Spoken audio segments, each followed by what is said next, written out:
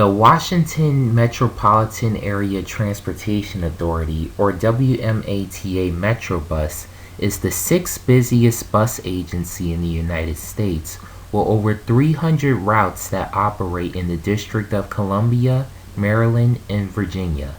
Now, when I looked on Wikipedia and researched the Metrobus fleet, I was shocked by how many different bus models they have. In a way, it almost reminds me of the MTA here in New York City with their large variety of bus models. Now, most of you who watch Dreamfleet already know what I am mostly going to recommend and the reasons behind it, but let me explain. If a transit company or agency has preferably one or two models, it makes it easy for personnel to maintain the fleet. Look at Southwest Airlines. The largest low-cost carrier in the world has an exclusive fleet of Boeing 737s. They and a few other low-cost carriers make more money than a lot of major companies. In fact, at the top of your screen is a YouTube video that I saw that explains how low-cost or budget airlines work.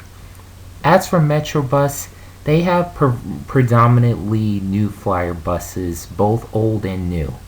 And even though both Orion and Navi went out of business a few years ago, they were both brought by New Flyer.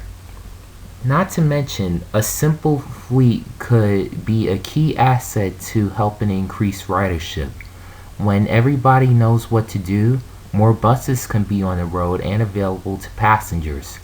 For fuel, I could see an all CNG fleet for Metrobus because CNG buses are cheaper than both hybrid and electric buses.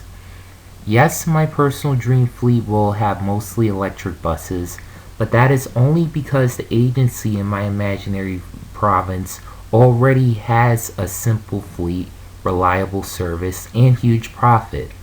Now, I am not saying that Metrobus doesn't have reliable service, especially since I never took it.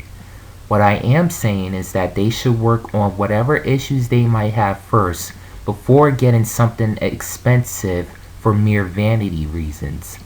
It's like having a luxury car as your first car. No matter what, you will make mistakes with your first car.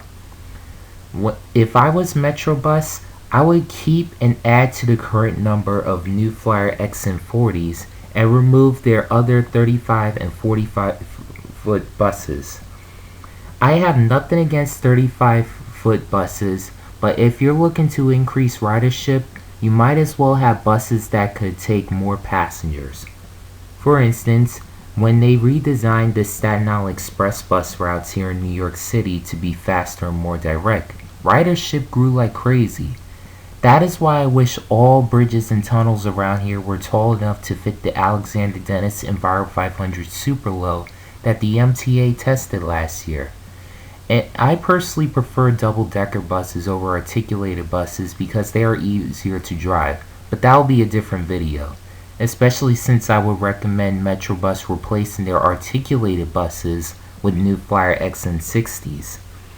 Now, just so you know, this is a screenshot from my second video by the Brooklyn Bridge. So far, I wasn't able to do a bus fanning video with an XN60. Nevertheless, I do plan on taking a trip to both the Bronx and Long Island for some bus fanning. Anyway, if Metrobus could just have the XN40 and XN60, it can help them to increase ridership.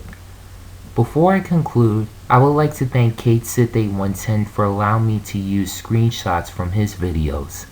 Links to the original videos are in the description, and I would recommend subscribing to his YouTube channel as well as following him on Twitter, where he announces new bus and rail photos to his Instagram page. What are your thoughts? Tell them in the comment section, and don't forget to like, share, and subscribe. Also, follow me on Twitter at Journal Projects, where I announce new uploads here on YouTube, express my thoughts on public transportation, and ask companies different questions so as to help me come up with new videos.